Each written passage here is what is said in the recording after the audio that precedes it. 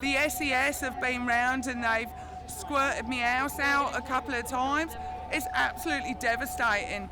There's people who have lost everything. The pile of shit outside my house is nearly as big as this Centrelink van. I have been involved with the Helping Hands group on Facebook, and I've been registering volunteers all day, and I'm about to drop some food and blankets at my friend's house. There's thousands of volunteers at the moment. It really highlights how dependent we are on each other.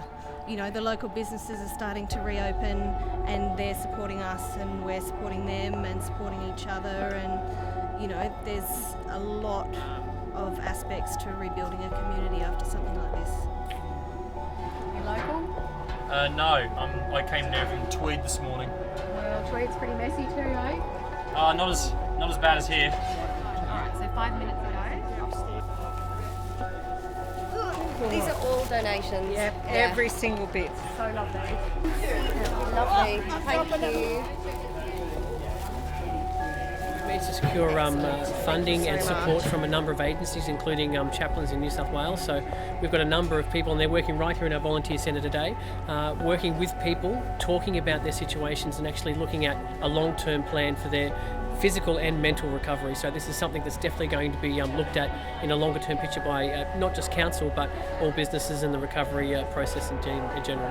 If you've got a friend and you realise they're struggling, let us know. We'll get someone to them to help them right away. There'll be many people really depressed, wouldn't they? You know, like, why wouldn't you be?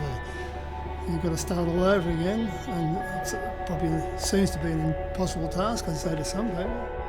I think that the people will become depressed, and if they're not given the help, they'll just feel like it's just hopeless. They're in a hopeless situation.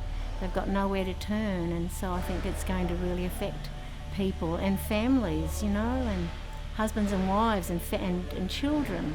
It's taken a long time for them to get a lot of their possessions, and now a lot of them they're all out in the street in a rubble. So they're just devastated, you know, how they're ever going to cope again.